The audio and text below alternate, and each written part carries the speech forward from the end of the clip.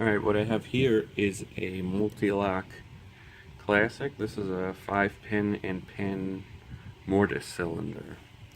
No key. I got this one in trade from Zombie Lock, and hopefully I can get this open on camera. Might have been lucky earlier, I'm not sure. It's kind of a difficult lock. I probably should have sprayed some WD-40 down there. In fact, I don't think I have any in reach. Okay, so I'm going to use a flag, you know, a narrow flag like this, and also a kind of like a hooked flag. And I'm going to start working back from the front using kind of light tension. Kind of get stuck in there a lot, like now. Alright, let's try again.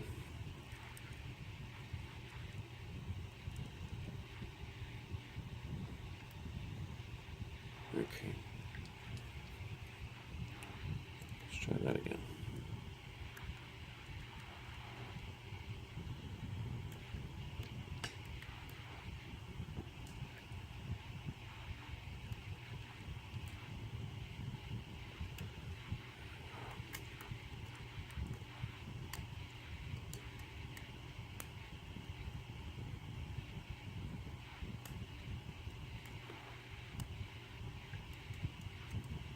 Alright.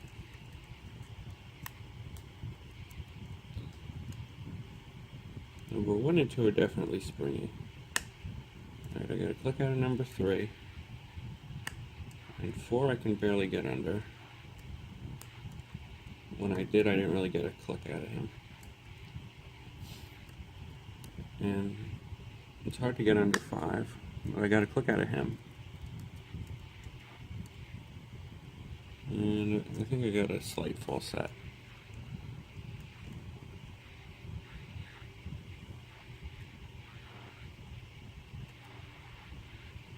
Now this is where it gets tricky for me anyways, because when I'm twisting it counterclockwise like this, it's hard to tell if I'm getting counter rotation or not. So I think I'm going to go and use the flag now from the opposite side to see if I get some counter rotation.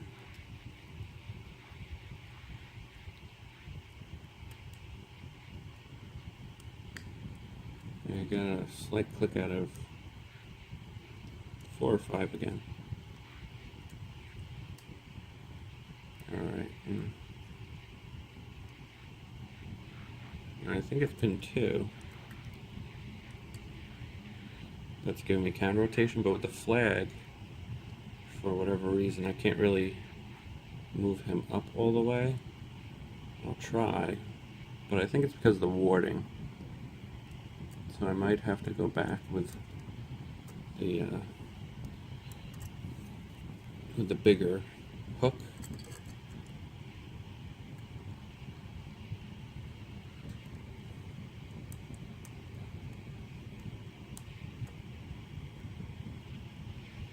Try to get underneath him. Okay, so I set him, and I'm pretty sure I'm on the small pins now. So I'll try to lift them up. They're kind of the easier part of the lock usually. Alright, and it's open. Alright, difficult little lock. And okay. Oh, I'm locked up now. So I'm stuck on the inner pins. So I gotta remember not to lock this one. But I want to get my tool out.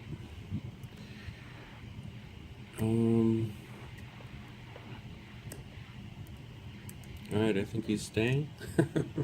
Alright, so I'm just going to leave that there. Like I said, I don't have a key for this lock, so I gotta be careful.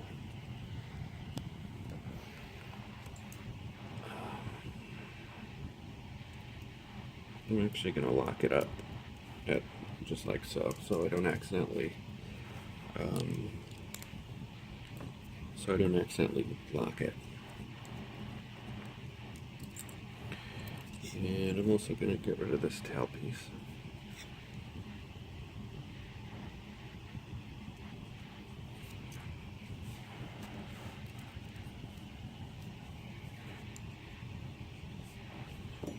Okay. Alright, so I'm going to turn it a little bit.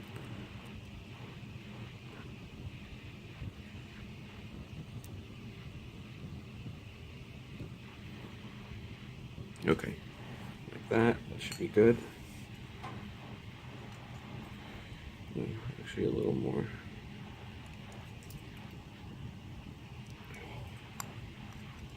Alright, I'm just going to go for it. And good. Alright, that went well. The inside looks great. I was expecting it to be kind of trimmy.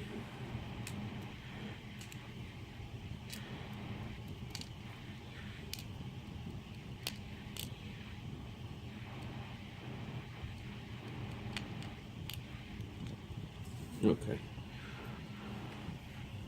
So standard pins, except for pin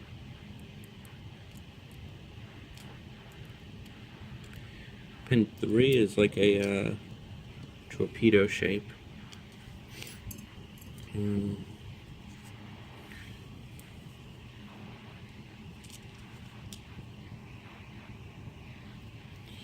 Yeah.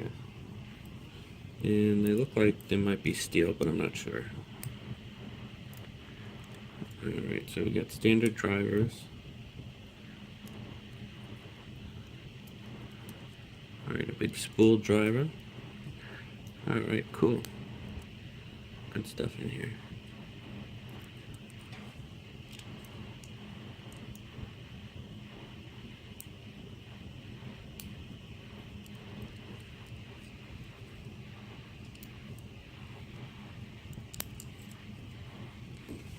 Okay. Alright, so 2 spools and a torpedo shaped driver, and let's see, sometimes on here there's a slight lip on let's see,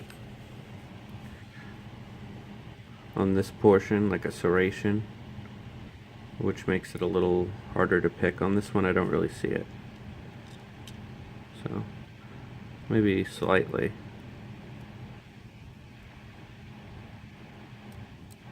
Yeah, maybe a slight lip, but when I was picking the inner pins it was kind of easy.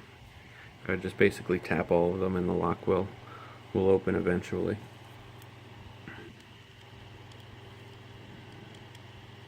Yeah, that's it. And this is a cool looking pin. Wow, that's nice. And this was the spool I was getting trapped on. Okay. I don't think there's really anything else. The warding goes through the lock, unlike a interactive or what's it called? Mul-T-Lock. Is that what it is? Interactive?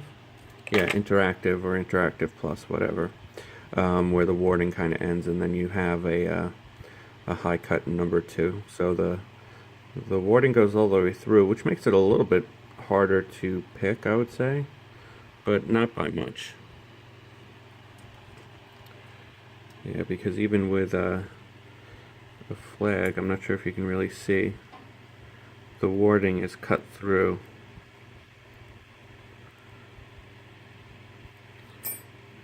Yeah, it's hard to tell on camera, but the warding is cut through where the holes are drilled, so there's a little bit of room to maneuver a flag through. Alright, that's it. Thanks Zombie Lock for the Mul-T-Lock.